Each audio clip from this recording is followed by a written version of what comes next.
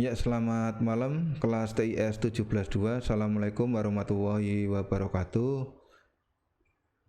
Alhamdulillah ketemu kembali kita di mata kuliah keamanan jaringan komputer untuk kelas TIS 17-2. Materi pada pertemuan kita malam hari ini yaitu mempelajari keamanan web bagian 1.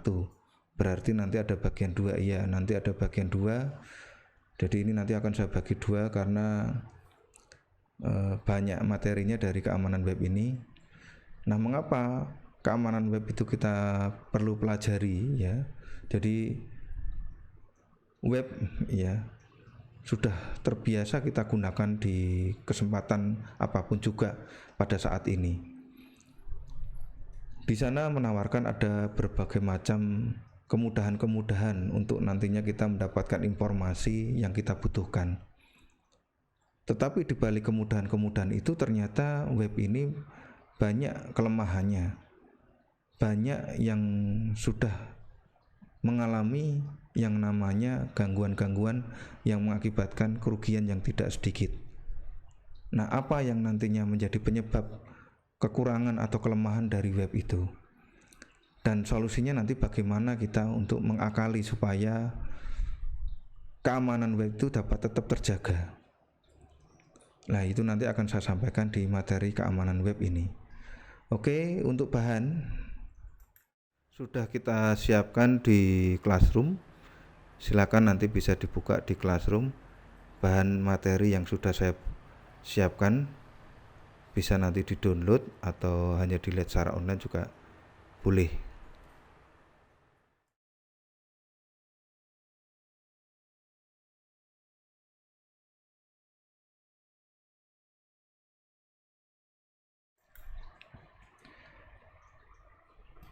Oke ya, jadi kita langsung saja pada materinya. Saya akan berikan materi ini untuk mempelajari keamanan web.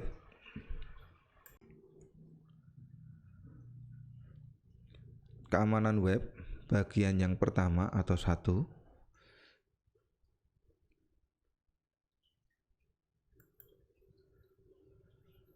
Sejarah www atau www dikembangkan oleh tim Berners-Lee ketika sedang berada di CERN ya. Kemudian untuk mengakses informasi melalui sistem hypertext. Mula-mula dikembangkan dengan Next. Kemudian muncul Mosaic. Dalam hal ini kelompok Windows, Mac, dan Unix. Dan akhirnya Netscape yang mempopulerkan www ini.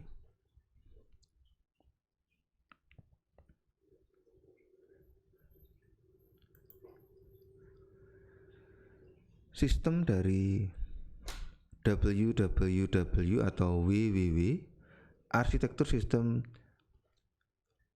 www.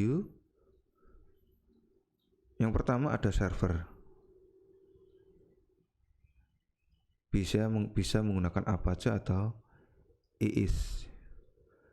Kemudian ada juga klien. Bisa menggunakan Internet Explorer atau IE, Netscape, Mozilla, Opera, KFM, Arena, Amaya, ataupun Lynx. Terhubung melalui jaringan. Program dapat dijalankan di server CGI, Java Server, atau di sisi klien JavaScript, Java Applet.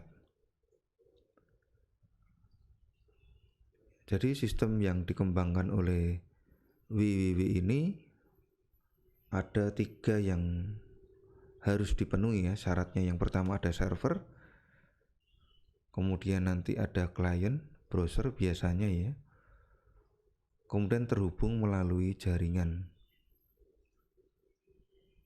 Biasanya dipakai yaitu jaringan online.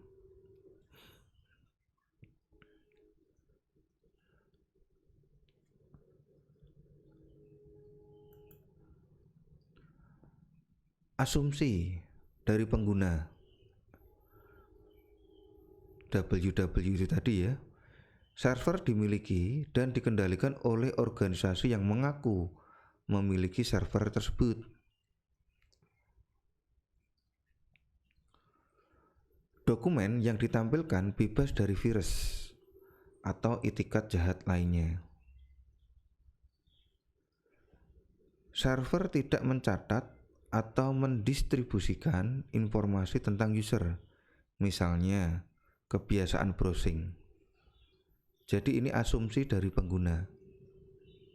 Percaya bahwa server yang dimiliki, yang diakses ya, itu dimiliki dan dikendalikan oleh organisasi yang mengaku memiliki server tersebut. Dokumennya bebas virus ataupun ada itikat jahat yang lain.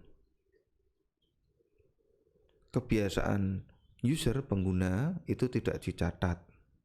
Itu asumsi dari penggunanya. Sedangkan asumsi dari webmaster,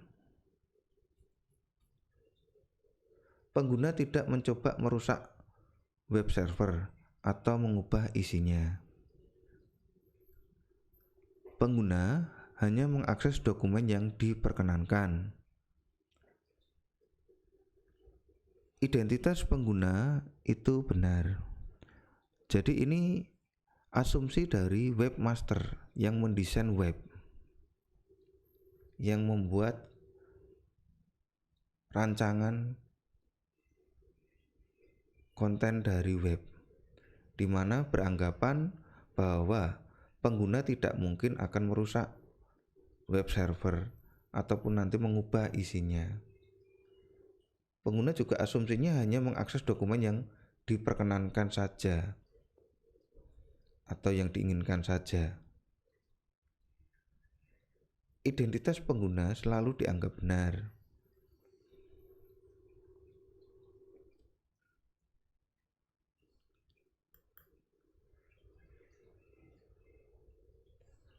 Kemudian asumsi dari kedua belah pihak, artinya dari pengguna dan dari webmasternya. Network atau jaringan bebas dari penyadapan pihak ketiga. Informasi yang disampaikan dari server ke pengguna terjamin keutuhannya dan tidak dimodifikasi oleh pihak ketiga. Nah, ini asumsi keduanya, bahwa jaringan itu aman, bebas dari penyadapan pihak ketiga. Dan juga informasi yang dihasilkan dari server ya ke pengguna itu terjamin keutuhannya, tidak dimodifikasi. Ini asumsi dari kedua belah pihak.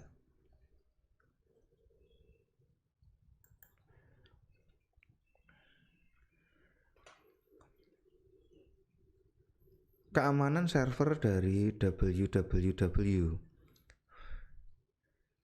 Server www atau www HTTPD ya, menyediakan informasi statis dan dinamis. Halaman statis diperoleh dengan perintah GET. Sedangkan halaman yang dinamis diperoleh dengan CGI atau Common Gateway Interface, SSI atau Server Side Include, ASP Active Server Page, PHP Servlet ya miliknya Java.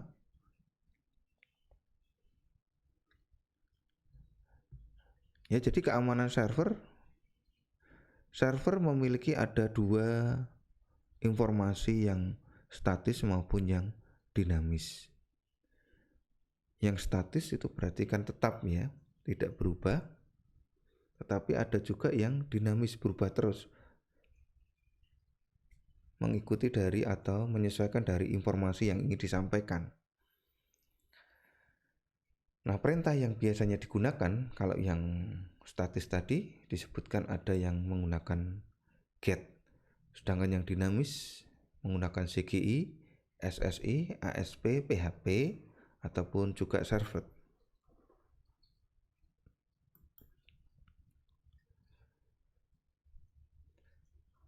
Eksploitasi pada server www ya. Yang pertama, tampilan web diubah atau sering disebut deface.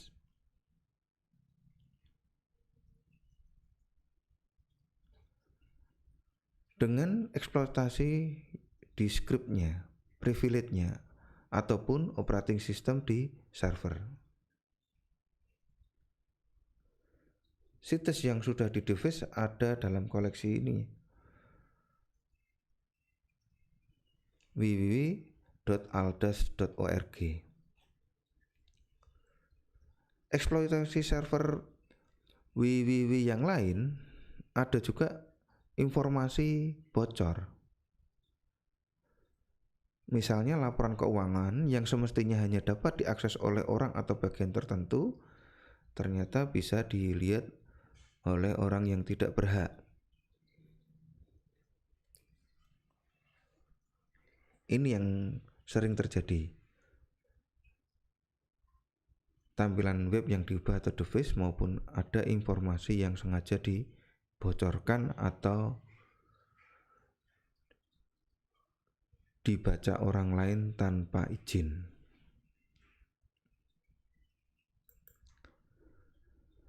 Berikutnya lagi eksploitasi server www, penyadapan informasi. URL Watch, melihat siapa mengakses apa saja, dalam hal ini privacy.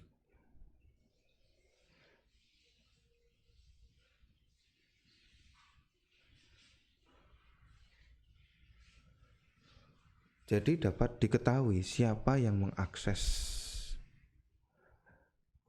web, kemudian yang dibuka itu apa saja, yang dilihat itu apa saja. Sebenarnya itu kan privacy ya. Kemudian SSL memproteksi, namun tidak semua menggunakan SSL karena komputasi yang tinggi. Ada teknologi SSL yang digunakan untuk memproteksi, tetapi untuk pengadaan SSL syaratnya komputasinya itu harus tinggi. Nah, sehingga kemudian ada beberapa yang tidak menggunakan proteksi SSL, informasi bisa disadap. Selanjutnya eksploitasi server yang lain di www ya, terusnya DOS attack. Artinya apa di sini? Request dalam jumlah yang banyak atau bertubi-tubi. Jadi permintaan layanan yang padat ya, terus-menerus. Kemudian request yang memblokir. Sengaja ya, jaringannya itu dibuat melambat dengan cara memperbanyak request itu tadi, sehingga hasilnya jaringannya menjadi lambat atau seperti diblokir ya, sehingga server www akan kesulitan untuk nantinya menjalankan perintah get-nya. Nah, ini eksploitasi server yang menggunakan DOS attack.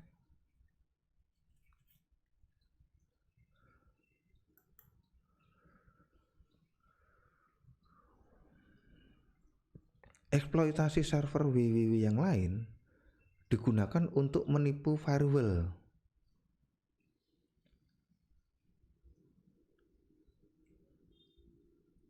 Di mana fungsi dari firewall sebenarnya karena fungsinya untuk tembok api ya, membuat proteksi dari data-data yang ingin masuk ke dalam jaringan maupun keluar jaringan yang tidak sesuai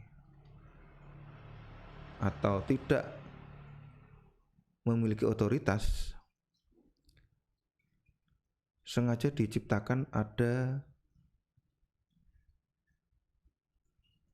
data yang dibuat mirip atau dibuat variabel itu tidak bisa membedakan mana yang data yang sebenarnya maupun data yang perlu dicurigai,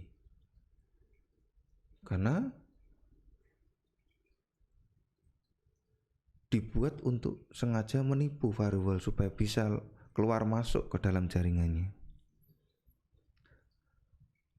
Selanjutnya, eksploitasi server yang lain ada port 80 digunakan untuk identifikasi server,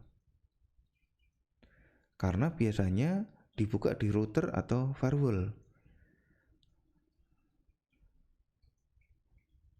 Jadi untuk mengetahui servernya menggunakan cukup pakai port 80. Perintahnya bisa pakai telnet ke port 80.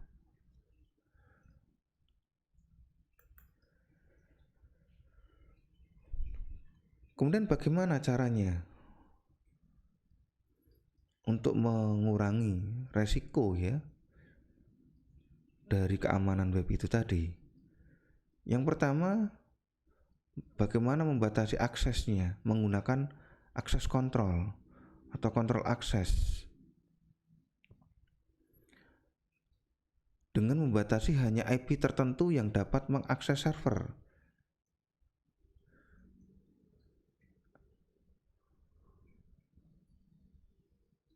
Jadi nanti hanya dikenali oleh firewall. IP-IP tertentu saja yang nantinya boleh berinteraksi ke dalam jaringan, boleh mengakses sistemnya yang ada di jaringan.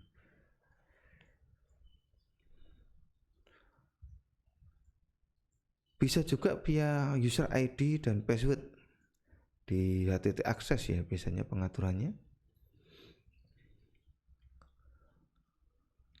Atau kemudian menggunakan enkripsi untuk menyandikan dari data-data. Jadi sengaja dibuat datanya itu dituliskan dengan tulisan yang tidak mudah untuk dibaca begitu saja untuk diartikan. Ya, jadi dienkripsi, disamarkan.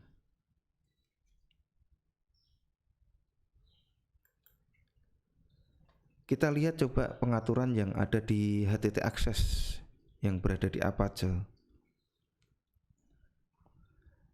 Ada script HTTP Access yang berisi perintah ini ya.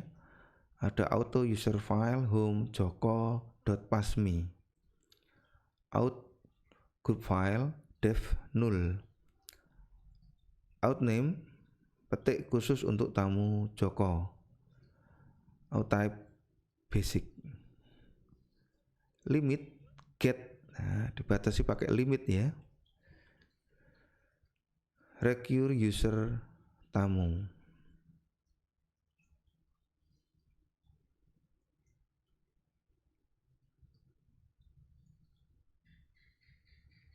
Artinya apa?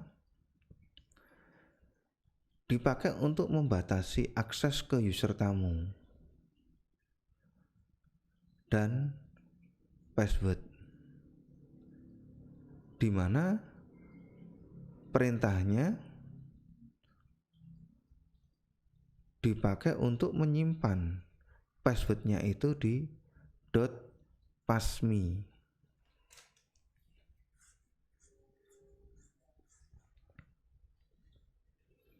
Di sini ya, ini perintah yang mana kemudian password dan usernya disimpan di .pasmi.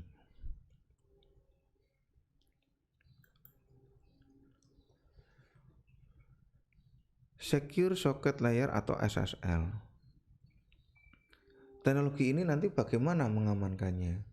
Menggunakan enkripsi untuk mengamankan transmisi data.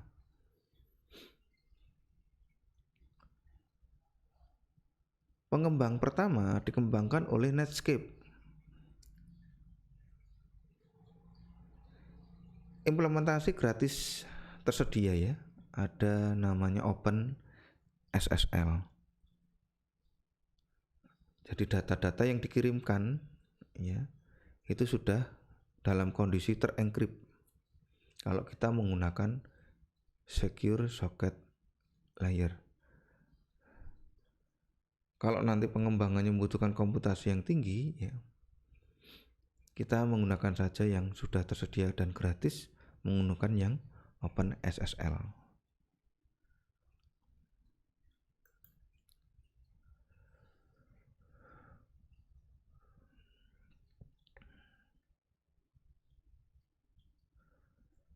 Mengetahui dari info server. Informasi tentang server digunakan sebagai bagian dari caching the join.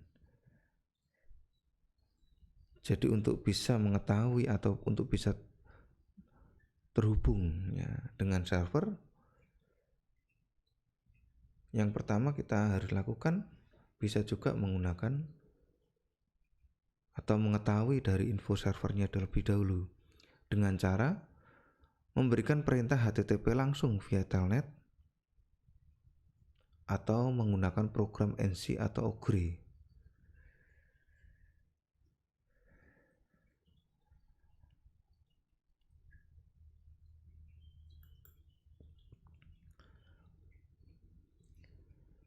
Keamanan yang diberikan oleh CGI sekarang.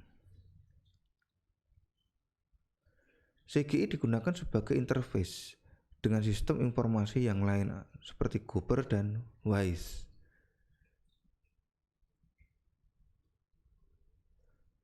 Diimplementasikan dengan berbagai bahasa seperti Perl, C, C++, Python, dan lain-lain. Skrip CGI dijalankan di server sehingga membuka potensi lubang keamanan.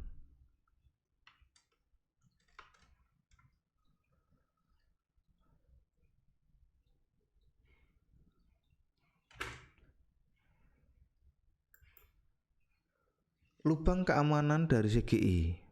Contohnya, CGI dipasang oleh orang yang tidak berhak.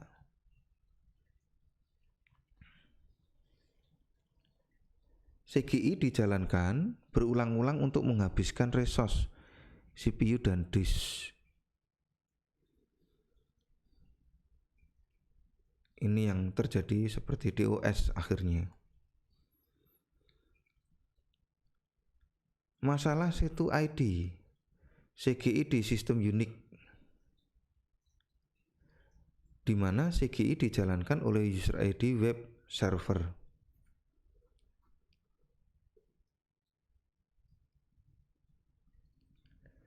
ASP di sistem Windows.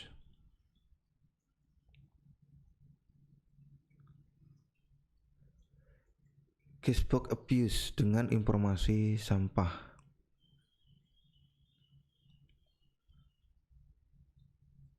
Akses ke database via SQL. Nah, ini beberapa contoh ini yang sebenarnya sering diaplikasikan atau sering digunakan oleh pengguna, sehingga pada akhirnya justru membebani dari kerja server. Ini menjadi lubang keamanan dari CGI.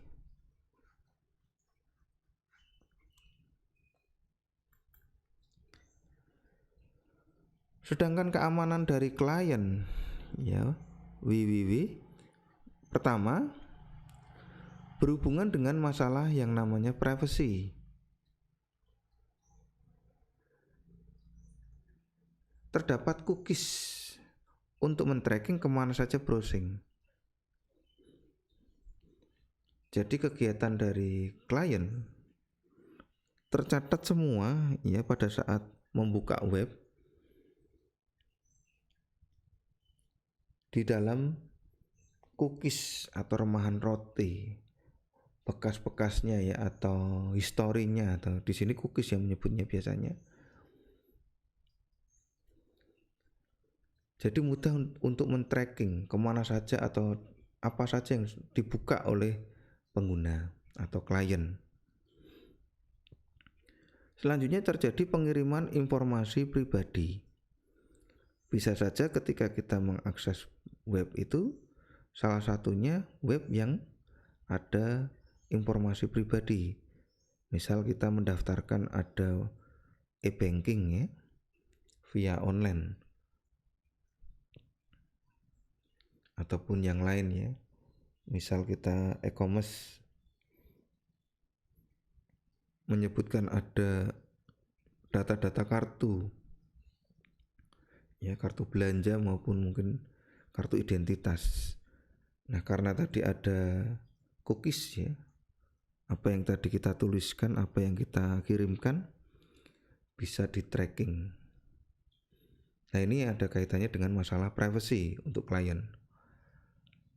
Yang berikutnya attack atau serangan via ActiveScript, JavaScript, Java maupun yang lain. Pengiriman data-data komputer, program apa saja yang terpasang di komputer klien.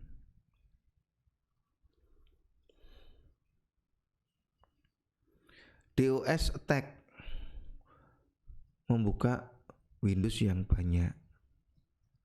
Ini sering terjadi ya, tiba-tiba komputer kita muncul ada beberapa halaman window ya, yang kita sebenarnya tidak membuka tetapi otomatis dia buka terus menerus. Nah, itu juga masuk dalam kategori attack, DOS attack. Terjadi juga ada penyusupan virus dan trojan host. Nah, ini sering ya, yang sampai saat ini masih ada ya, dan sampai kapanpun masih ada. Sekarang untuk pembanding kerentanan keamanan dengan kejadian.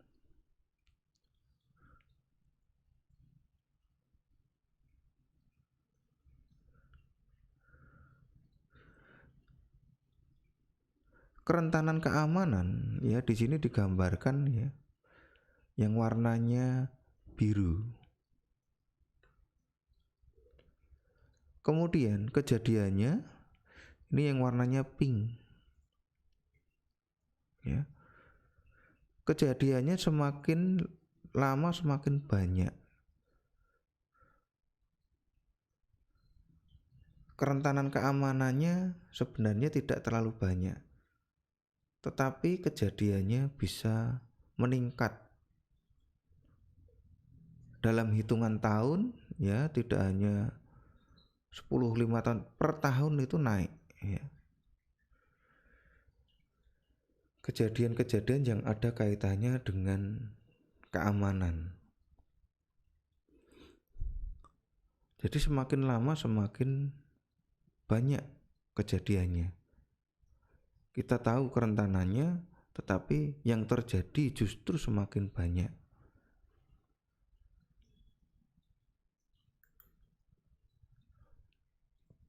Sekarang kita bicara masalah keamanan. Keamanan bisa kita lakukan secara fisik dan non-fisik. Keamanan komputer secara fisik bagaimana?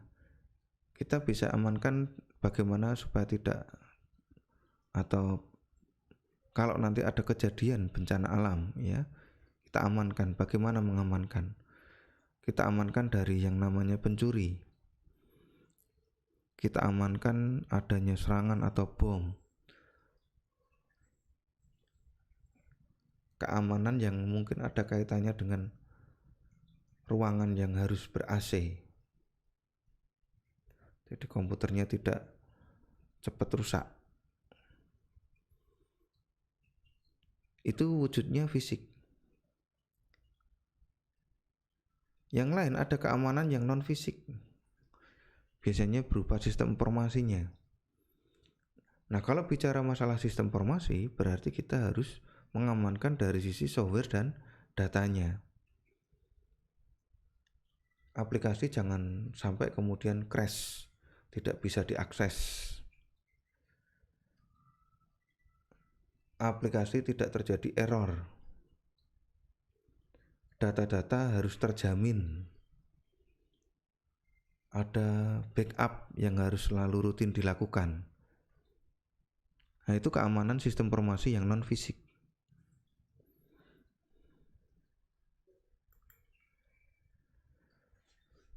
Kemudian komponen dari security atau keamanan biasa disebutkan CIA-an ya. Artinya apa? C yang pertama itu confidentiality.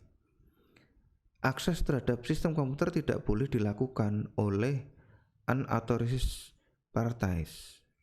Artinya yang menggunakan atau yang bisa mengakses sistem harus yang user yang memang sudah terdaftar. Yang kedua, integrity. Aset sistem komputer tidak boleh dimodifikasi oleh unauthorized user. Aset sistem komputernya tidak boleh dirubah-rubah ataupun dimodifikasi. Harus selalu ada untuk memastikan integritas, keaslian. Jadi oleh orang-orang yang memang sudah dipilih, sudah terdaftar. Kemudian yang ketiga, A, availability. Sistem harus dapat selalu online atau ada, sehingga dapat diakses oleh authorized user. Menjaminnya ketersediaan. Jadi selalu bisa diakses, selalu bisa memberikan informasi yang dibutuhkan. Sedangkan tambahannya, authenticity, sistem mengetahui asal muasal suatu objek atau asal muasal modifikasi yang terjadi. Artinya apa? Kalaupun terjadi ada perubahan, artinya ada penambahan. Kapan itu dilakukan, oleh siapa, tanggal berapa, semua ada dokumentasinya. Jadi masuk dalam kategori authenticity. Asli ya, keasliannya. Memang benar terjadi ada perubahan, memang benar terjadi ada penambahan. Kemudian ada tambahan yang terakhir yaitu non-repudiation.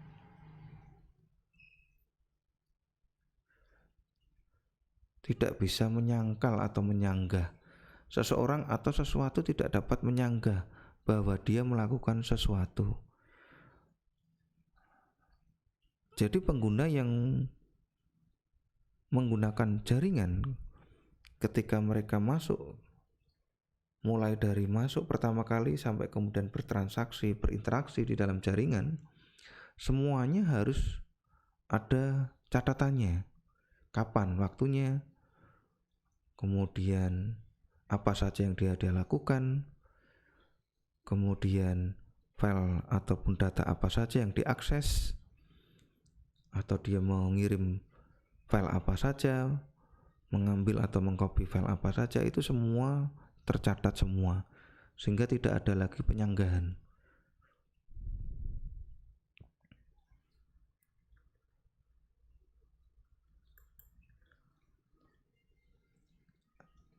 Sekarang ancaman atau threat, yaitu seseorang atau sesuatu kejadian atau ide yang menimbulkan bahaya bagi satu aset. Ancaman itu muncul dari vulnerability atau kelemahan sistem dan desain.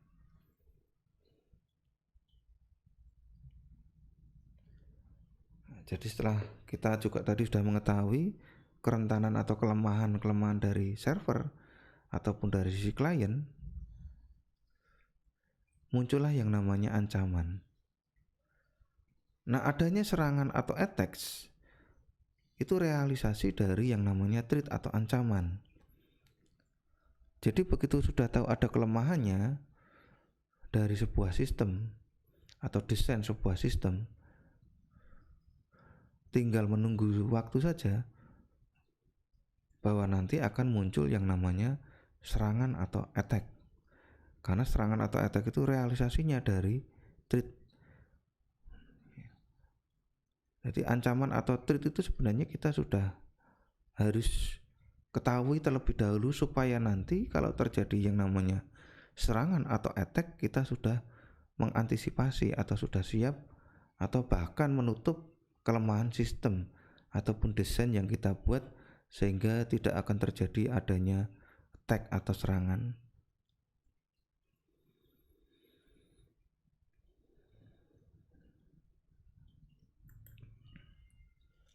Klasifikasi dari ancaman atau threat. Pertama, ada yang disengaja dan ada juga yang tidak disengaja. Yang disengaja bagaimana? Hacker penetration misal. Kalau tidak disengaja, misal mengirimkan file yang sensitif ke alamat yang salah, keliru alamat mailnya, ya, terjadi bisa ya salah tulis.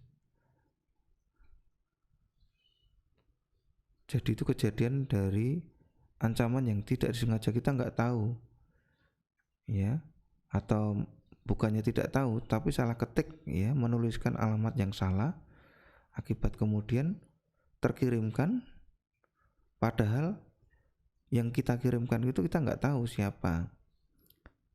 Nah, otomatis itulah yang namanya ancaman. Terjadi ancaman karena data yang kita kirimkan, bisa saja data itu sebenarnya privacy. Ancaman yang disengaja dapat juga dibagi menjadi dua, pasif dan aktif. Kalau pasif itu tidak kontak langsung, misal monitoring atau wiretapping, ya, jadi kegiatan di dalam jaringan ada yang mengawasi, ada yang merekam.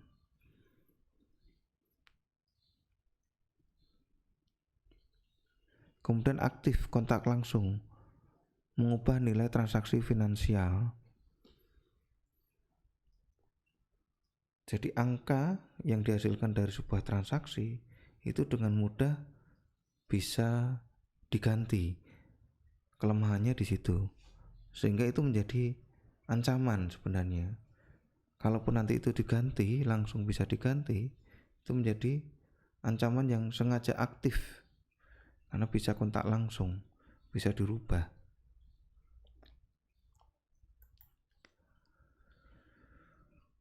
Nah, tujuan untuk mengadakan keamanan, pertama ada prevention atau penjagaan.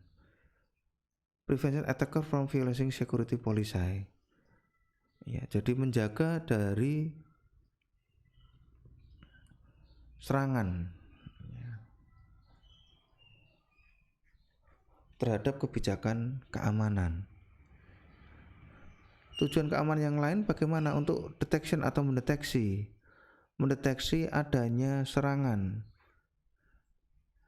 Ketiga, recovery atau mereparasi, memperbaiki, menghentikan serangan, ya, memperbaiki yang rusak, yang dihilangkan atau yang rusak, melanjutkan kembali fungsi, tapi di sini sudah dibenarkan, ya, sudah dikoreksi.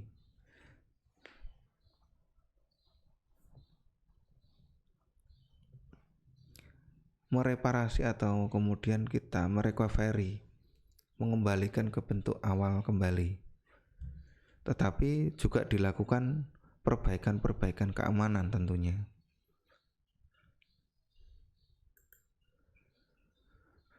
Kita melihat ada segitiga sistem. Posisi dari sistem itu ada di tengah. Sistem itu dibuat, yang pertama harus memperhatikan yang namanya kemudahan, easy to use. Fungsinya, berfungsi, functionality. Yang ketiga yang tidak juga, yang wajib dilakukan yang namanya security. Nah, 3 hal ini yang harusnya kita kembangkan ketika membuat sebuah sistem. Easy to use, mudah ya, functionally atau berfungsi. Yang ketiga security atau keamanan, aman ya.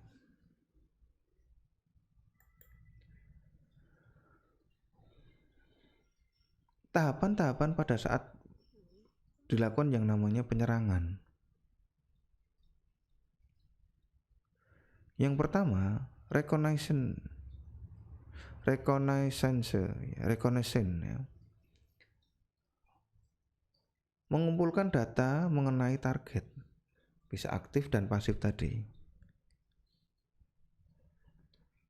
Ya, tadi targetnya menggunakan IP nomor berapa ya.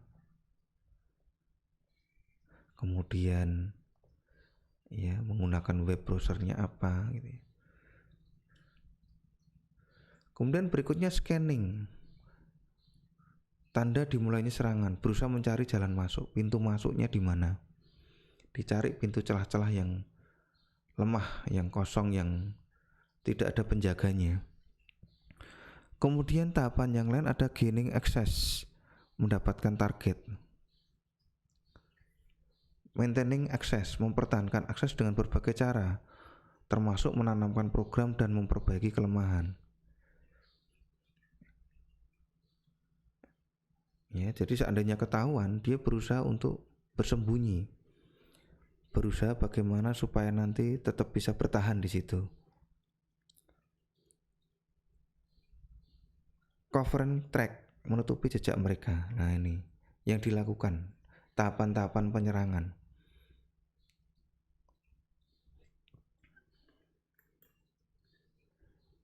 Serangannya levelnya apa saja, bisa pada sistem operasi. Maka muncul ada patch maupun upgrade. Pada level aplikasi sama ada patch ya. Di upgrade juga ya. Kita perlu adanya antivirus ya.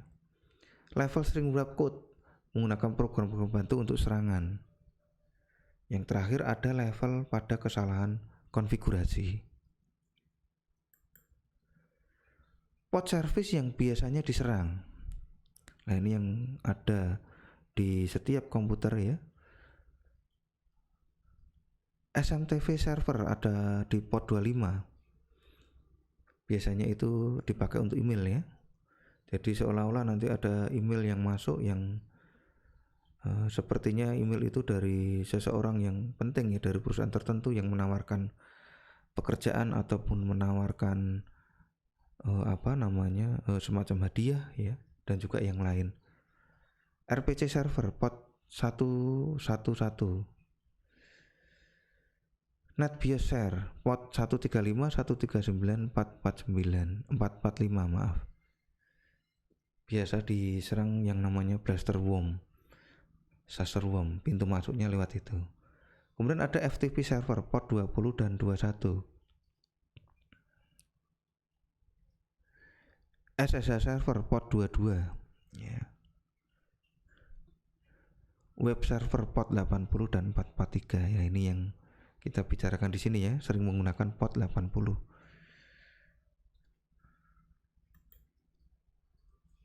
Serangan pada server web. Urutannya memindai dulu, menemukan port yang terbuka.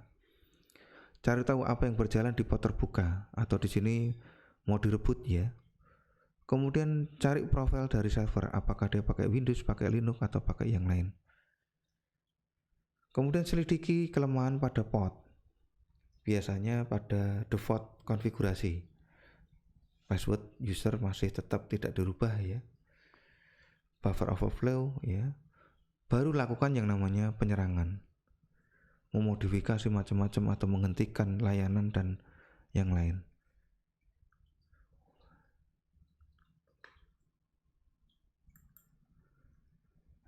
Nah, ini contohnya yang namanya phishing.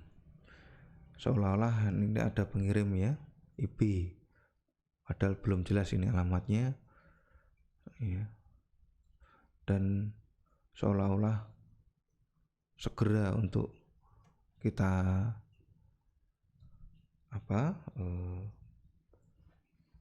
menanggapi.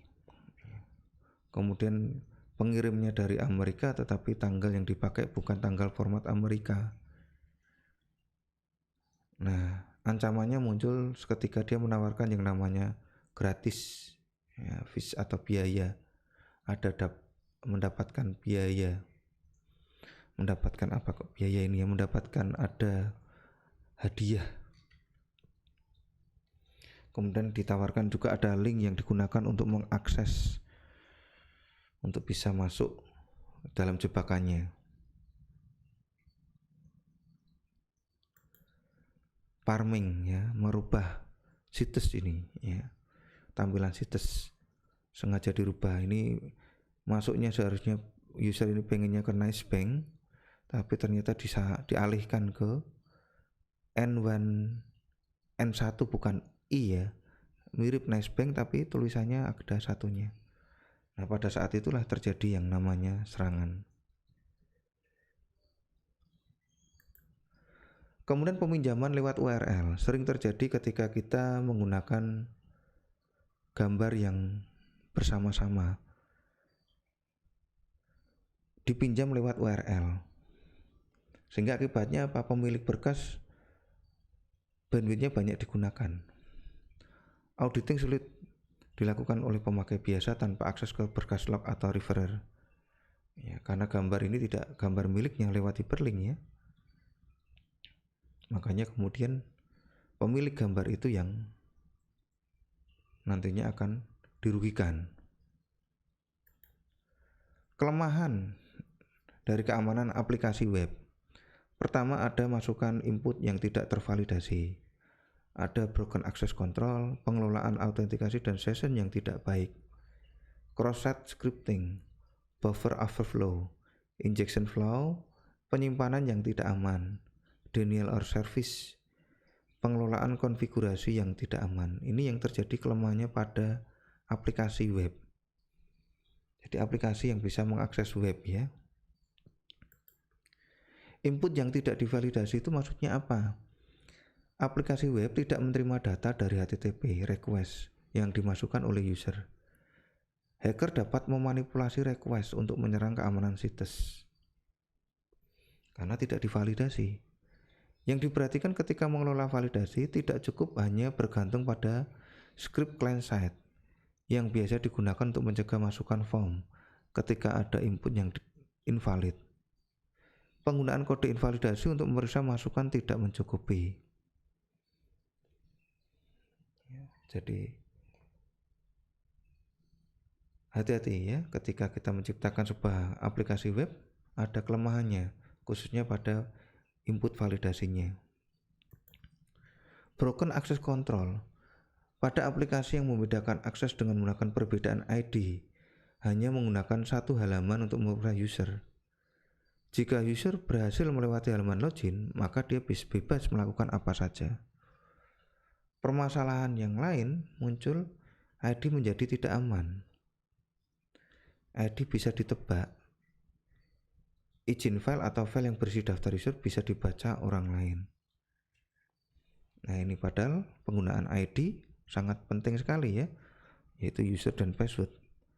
Nah, karena aplikasi webnya itu terjadi ada broken access control, terjadilah seperti ini. Pengelolaan autentikasi dan session yang tidak baik. Ya, untuk user ID dan password jelas, ya, autentikasinya, ID-nya. Tapi yang perlu diperhatikan juga mengenai panjang dari password yang digunakan oleh user ID. Harus dipastikan berapa minimalnya. Kemudian penggunaan passwordnya. Kemudian bagaimana menyimpan password. Yang berikutnya sessionnya. Apakah diizinkan atau tidak menggunakan batasan waktu ketika mengakses halaman-halaman web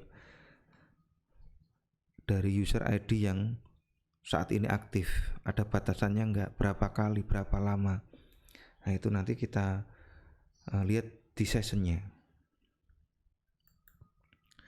Buffer overflow, pengiriman request yang dapat membuat server menjalankan kode-kode yang tidak biasa. Nah, ini sering ya ada kejadian ya,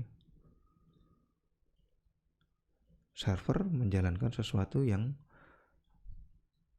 tidak sepertinya, karena terjadi ada yang namanya buffer overflow, terlalu banyak request ya. Injection flow, penyerang mengirimkan inject call ke OS atau resource lain seperti database. Nah, sering kita mendengar ada istilah yang namanya SQL injection, jadi menginjek ya dengan menggunakan perintah SQL.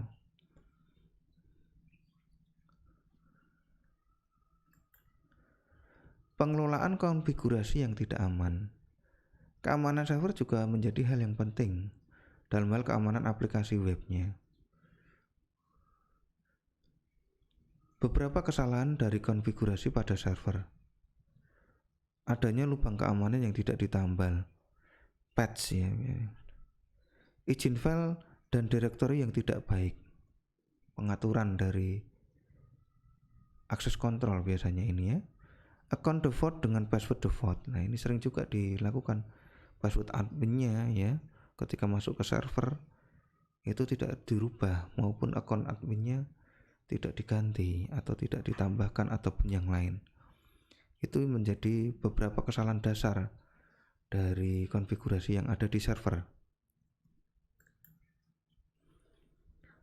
Oke, nanti kita lanjutkan pada pertemuan berikutnya ya.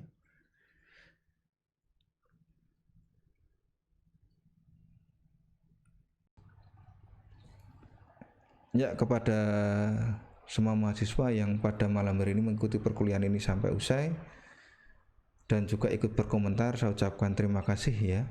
Semoga pertemuan kita kali ini ada manfaatnya. Tetap semangat belajar, jaga diri, keluarga, dan lingkungan, jaga kesehatan juga ya. Semoga kita dapat bertemu kembali di kesempatan yang lebih baik. Amin. Terima kasih sekali lagi. Saya tutup. Assalamualaikum warahmatullahi wabarakatuh.